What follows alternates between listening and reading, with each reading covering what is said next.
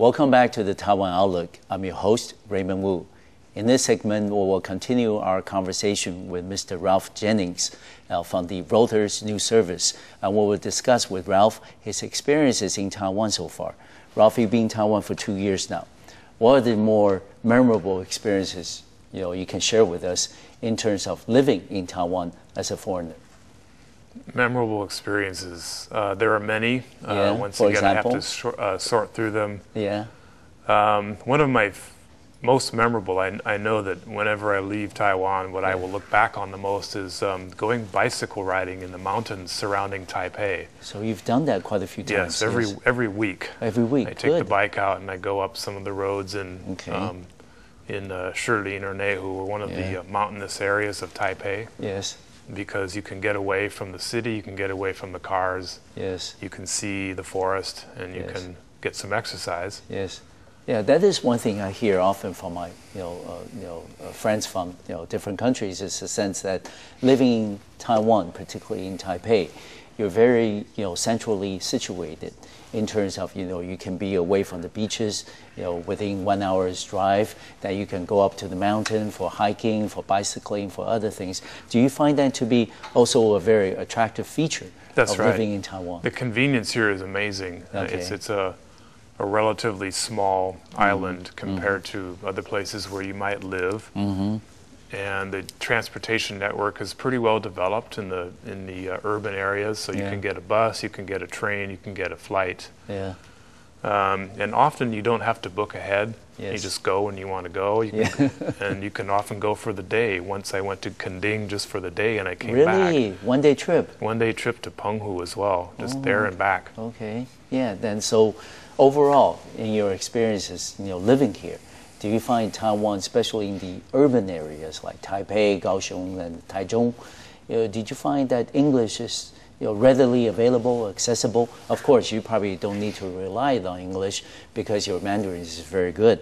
But for others who might be watching our program and thinking of coming to Taiwan, would you think that English is very readily available, accessible, and help to make the tourists or visitors a little more easier in terms of getting around in Taiwan?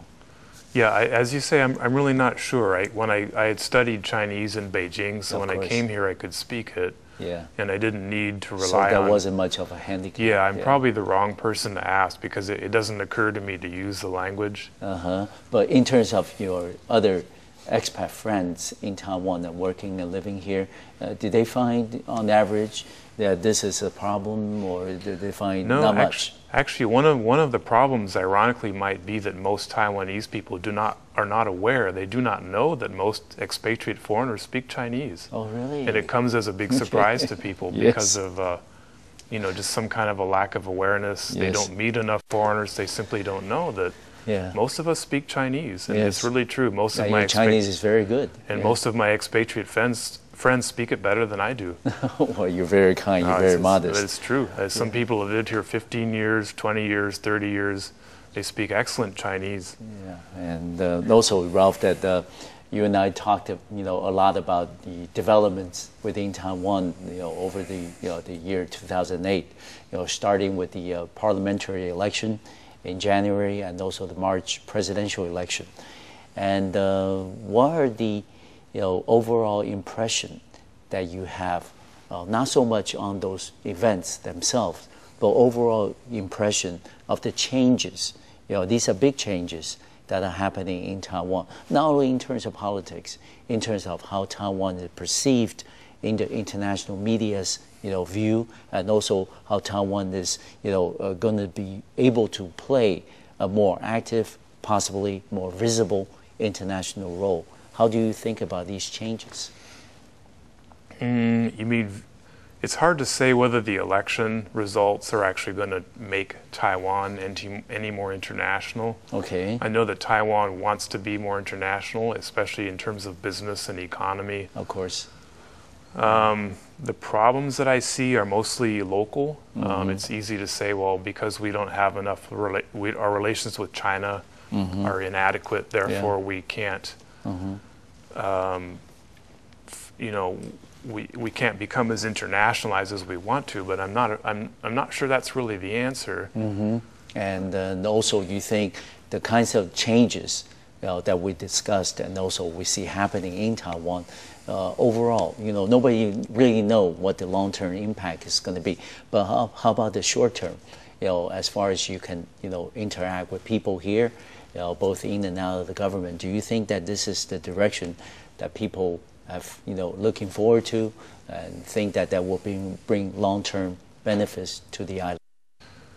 Well, I mean, the best comments I've heard Yes. In my interviews and meeting people in Taipei Yeah. about Taiwan's future Yes. and about its international future and about its economic development Yeah. is that Taiwan must break away from OEM. It must stop manufacturing things for the rest of the world and start inventing its own things. Yeah, own brands. That's its own brands that you can see now with the third quarter lack of economic growth in the last quarter and possibly in this quarter, that Taiwan is too dependent on the United States and on China. Yeah. We're still very much export oriented. That's right. Yes. And if we have something else, if there's another product that we can sell or something we can invent and the rest of the world starts depending on Taiwan, then we have a good future. Okay. Then things are really working out. Yeah, when the tables are turned. And also, what are the some of the more general problems that you had in terms of covering and reporting news here? In terms of, for example, accessibility of officials, accessibility of people willing to lend you a comment or two on a particular issue. Is that a problem?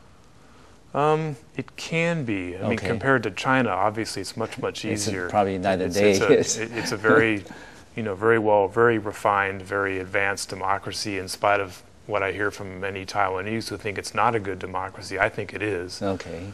And many things that we would expect to get from the government officials, they very willingly give to us. So there hasn't been a problem in that area. There are some. Okay. One of the issues that a lot of us are facing now is access to one-on-one interviews with high-level government officials. Okay, that hasn't happened yet. It's been very difficult. Okay. We've sent in many applications. They've all been rejected. Okay. At least mine have. I don't know about, I can't speak for other Reuters people. But is a very big, international media. Yes. Yeah. But also, let me ask you, in terms of your experiences so far, 2 years plus and running, it's really been what you expected. In terms of doing work in Taiwan, living in Taiwan before you came over. This is pretty much your actual experiences turned out to be what you expected. Before I came, I actually expected to see more international news here, and I'm surprised at how little news of international interest actually occurs in Taiwan. Both in the United States and in China, the governments are often coming to the press and saying, we have this plan, this initiative, we're going to spend this much money to do this, we're going to revitalize something, we're going to meet with some foreign leaders, we're going to hold an international conference, we're going to do this, we're going to do that. There's a lot of news that's future driven, and you don't see that here. The government agencies here will hold news conferences and say, everything is the same. We are on course to do what we told you before that we would do. And we can't write that. We cover change. We don't cover things staying the same. That's right. And also, I think, maybe not now, but before, Taiwan, in the eyes of many foreign news correspondents, is a place of non-happening. Nothing much happens in Taiwan. It's pretty much a status quo. Political parties being in power for over 50 years and things, so there isn't much happening. Is that still the case when foreign correspondents look at Taiwan, or is it look at Taiwan differently now? Now that Taiwan is becoming more vibrant, more changes are happening. Some of the reporters I know are looking at Taiwan differently now because Taiwan is trying to improve relations with China.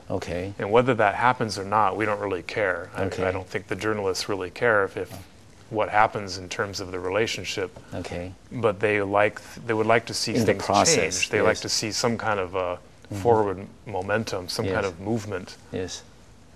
so that they can, so that Taiwan becomes more interesting to the rest of the world, which keeps them in business, right? That's what we do. So, So do you think that's pretty much in the process that Taiwan is changing the image among foreign news correspondents as becoming somewhat of a more exciting place to cover? Exciting isn't the first word that would come to mind. Okay. Well, it can be. It could be more. It just could be simply more interesting if we see more agreements signed between China and Taiwan. Then there are more stories to cover. If more people protest those agreements, those are more stories that we can cover, and that's how we see it.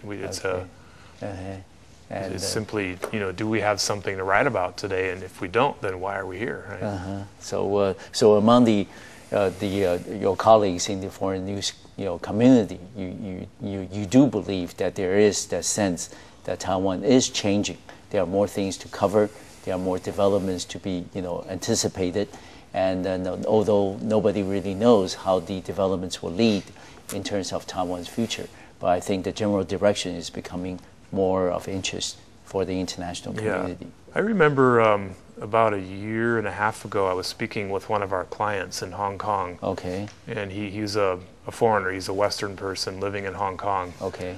And I told him I work in Taiwan, and he said, Ralph, there are two stories in Taiwan. One is the politics, the political story, Taiwan and China. The other is IT. The other is high tech. Okay. And we have changed now in terms of politics, of course, in terms of not just IT. Cross straits. And IT, I think we're still waiting. We're waiting for them to. There's always a story. There's an export story. There's an OEM story. Yes. There's an equity story. But what's the direction of the industry? Maybe we're still waiting. Okay. Ralph, we know that you're a fluent Mandarin speaker. But for those viewers watching our program at home, they may be thinking of coming to Taiwan and working and living here, but they don't know the language as well. What would be the kinds of advice that you can provide to them before they decide to come to Taiwan? That will be the focus when we come back to the Taiwan Outlook.